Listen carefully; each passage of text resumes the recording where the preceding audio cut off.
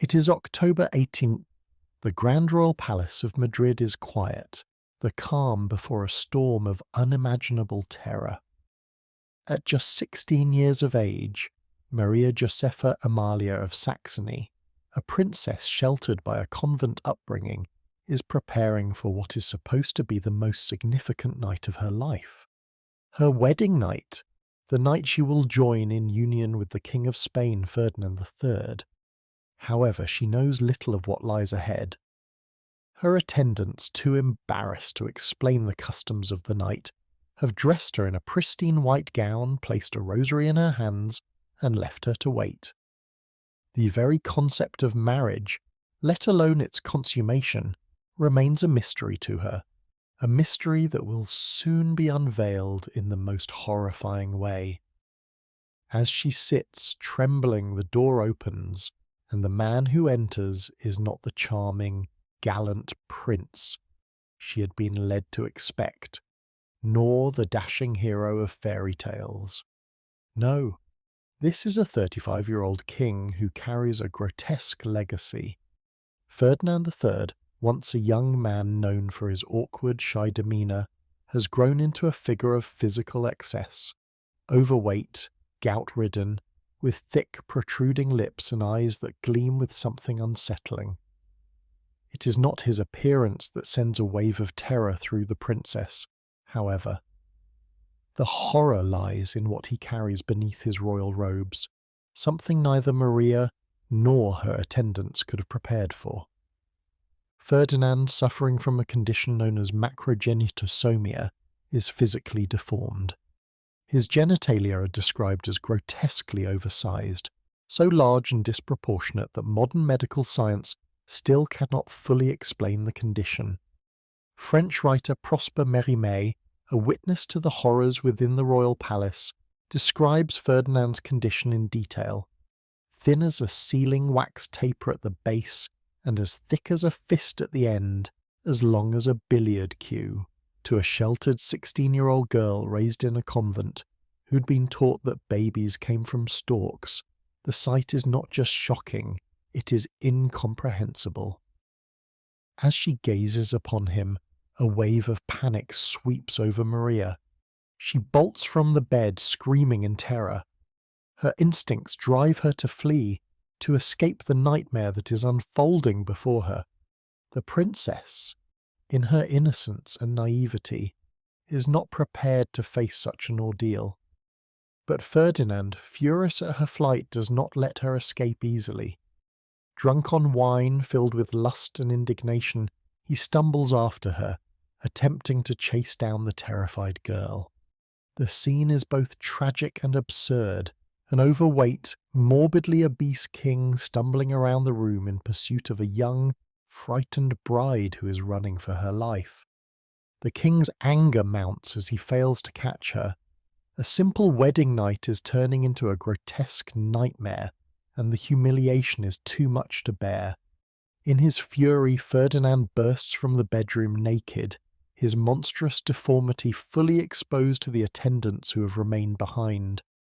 His rage boils over as he yells at the women in the room, calling them brutes, and demanding they prepare the princess for him within the next 15 minutes. The young attendants, including Maria's own sister-in-law, are left with the unenviable task of calming the young queen, of explaining to her what is about to transpire. What they say to her remains a mystery, but whatever words they offer make the situation worse. Maria, already in a state of utter panic, becomes even more distressed. When Ferdinand returns to her chamber, prepared to consummate the marriage, he is met with something that no amount of royal perfume can cover. The princess, paralyzed by fear, has lost control of her bowels. Her wedding bed, the symbol of her new life, is now soiled by human waste. The king recoils in disgust, his sense of entitlement and royal dignity now bruised beyond repair. He declares that a queen should not smell of such filth, and storms out of the room in anger, leaving his bride in her own humiliation. What follows is perhaps even worse than what has already transpired. For Ferdinand, this horrifying scene is just the beginning of a long series of trials for the young queen.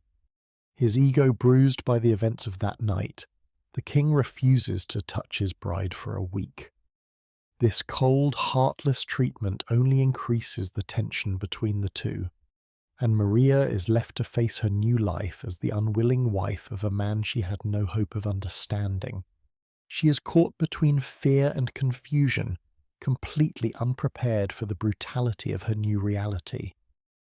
Historians still argue over the psychological toll that this horrific first night must have had on Maria Josepha. How did a girl so young, so innocent, cope with the monstrous reality she faced?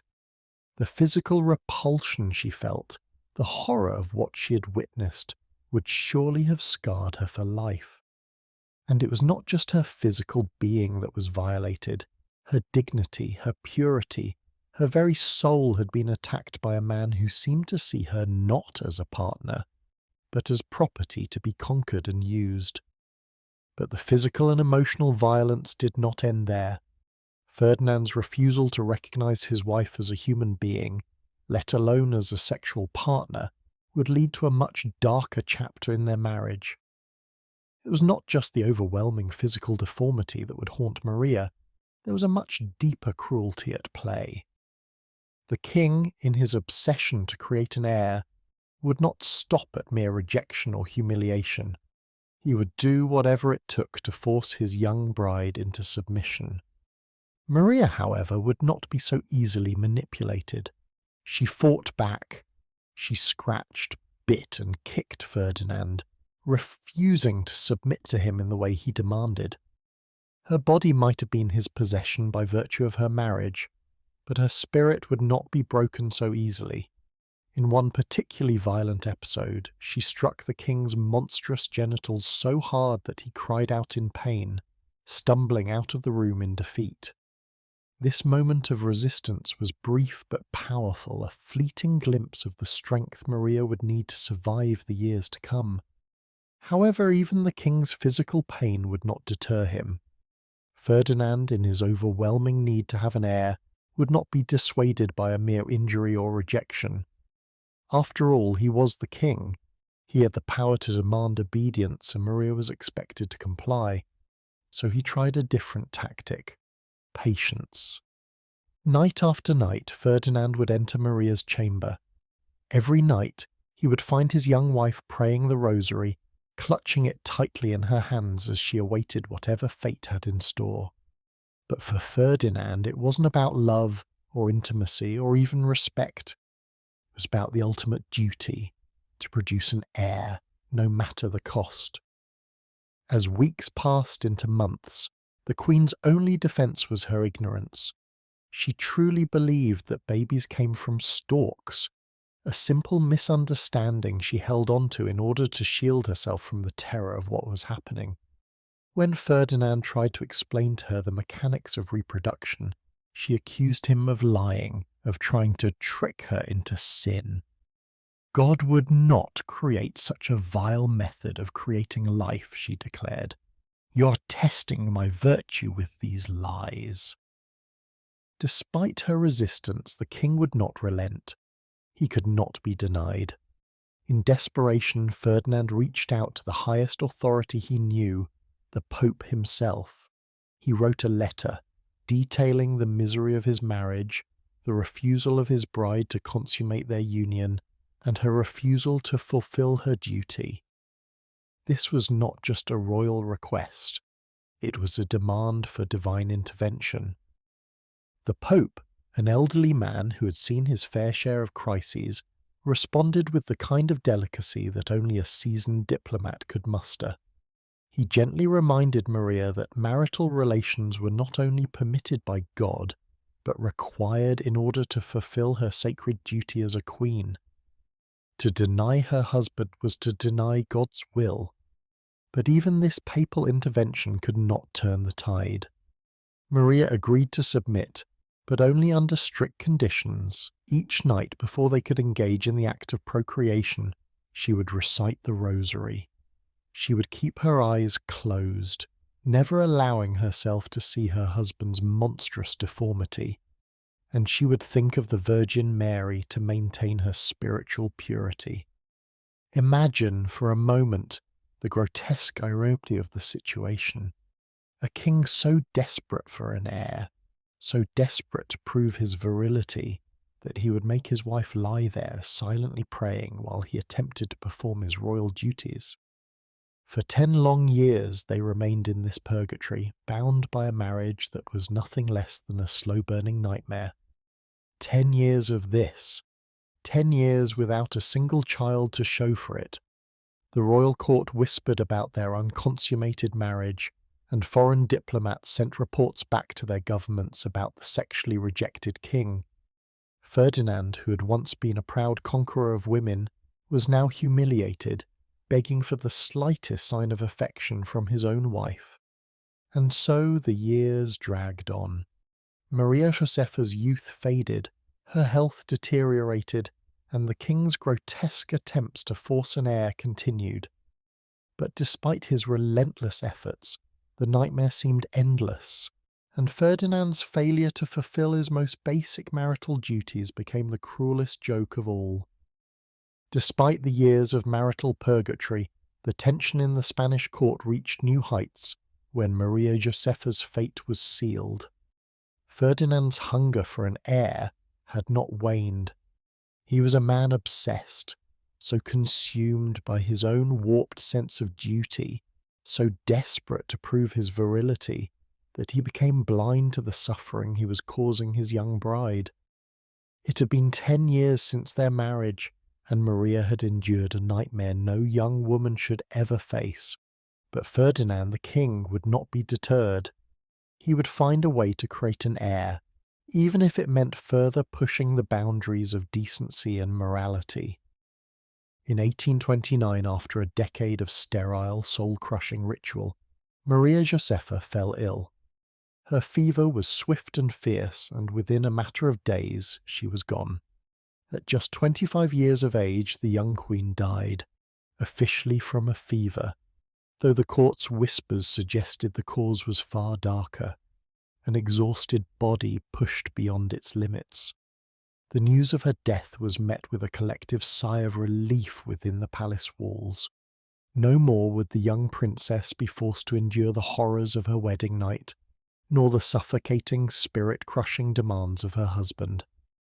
But Ferdinand's struggle for an heir was far from over. Now, at 45 years old and severely weakened from years of debauchery and sexual frustration, Ferdinand's grip on the Spanish throne began to falter. His first 2 wives had failed him, each of them either dying prematurely or surviving only to remain mired in a marriage devoid of joy, filled instead with humiliation and suffering.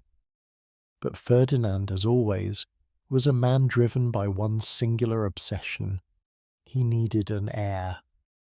It was at this lowest point that Ferdinand, desperate to salvage his bloodline, turned to his niece Maria Cristina of Bourbon-Sicile. She was a young, beautiful woman, just 23 years old, but she was not as naive as Ferdinand's previous wives. Maria Cristina understood exactly what she was stepping into. She had learned from the mistakes of her predecessors. She knew the monster she would marry, and she knew that producing an heir would be more about survival than romance. In a way, she was Ferdinand's equal, not in perversion perhaps, but in cunning. She knew how to navigate the treacherous waters of royal matrimony. Unlike Maria Josepha, who had been innocent, naive, and completely unprepared, Maria Cristina was no stranger to the world of politics, royal intrigues, and the bloodline obsessions that drove kings to madness. She had grown up in a court where political marriages were more about alliances than love. She understood her duty, and she understood the stakes. Maria Cristina, beautiful and intelligent, was also ruthless in her practicality. The difference between her and Ferdinand's previous wives, however, was that she came prepared for the monstrosities she would face. She had studied the reports from Ferdinand's past marriages, read the medical records of his deformity, and understood that any attempt at intimacy would require more than just patience and endurance. It would require strategy. She would need to approach this as a problem that could be solved, an engineering issue that could be addressed through calculation and precision. Enter Dr. Antonio Hernandez, Ferdinand's royal physician. A man who, for all his medical training, had seen the king's deformity firsthand and realized the issue was not just Ferdinand's physical proportions, but the very physics of reproduction. Ferdinand's condition, his gigantic and malformed genitalia, meant that normal marital relations, let alone the act of reproduction, were not just difficult, they were impossible without severe injury to his wife. Dr. Hernandez's solution was elegant in its simplicity.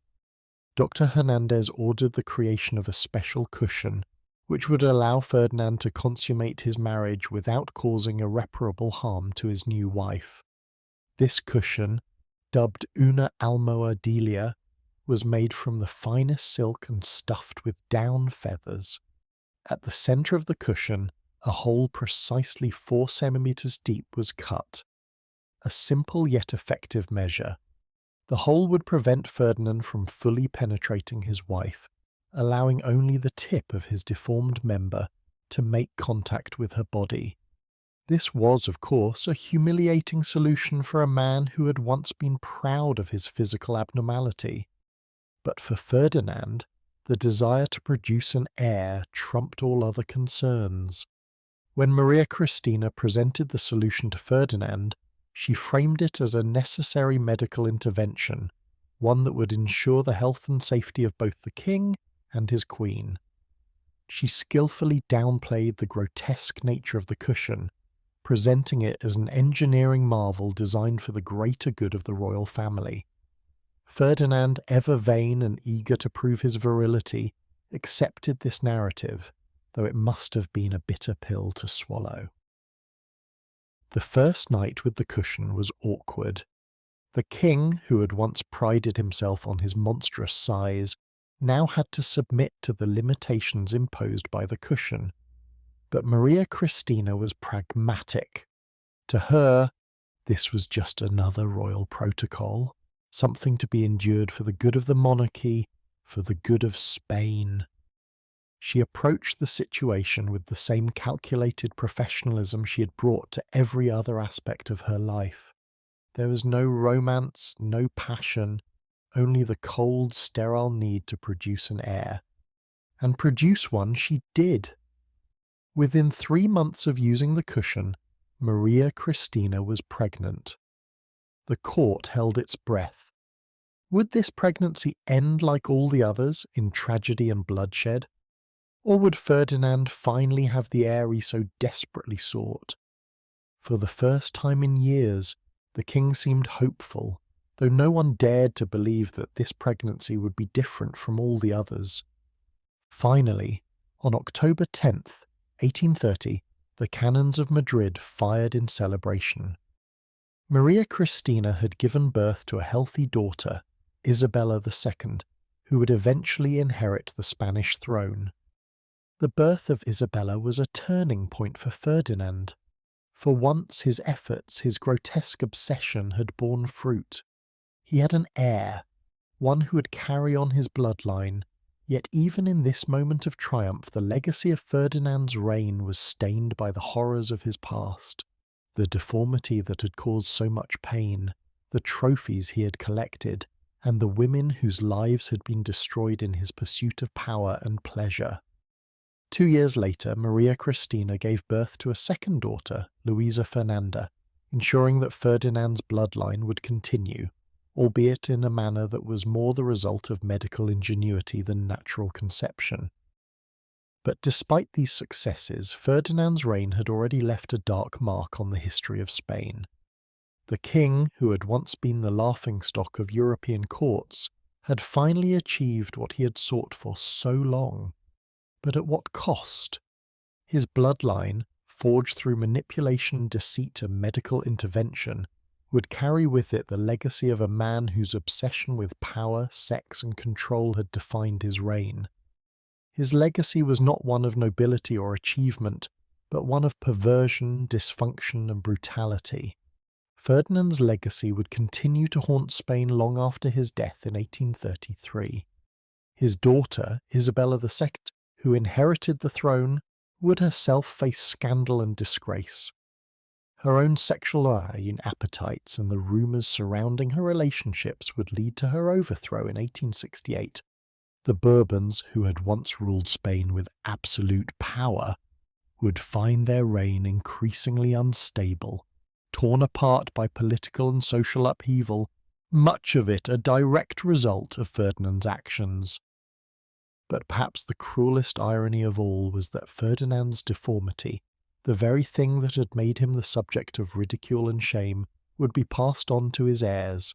His obsession with an heir, driven by his own sexual inadequacies, would ultimately lead to the downfall of the royal family. And so Ferdinand's reign ended not with the glory of conquest or the success of his political schemes, but with a legacy of sexual dysfunction, cruelty, and degradation. A king so desperate to prove his virility, so blinded by his need for an heir, that he turned his court into a theatre of grotesque rituals and dehumanizing practices. His legacy is a warning, not of the dangers of power, but of the dangers of power without humanity, without decency, and without compassion.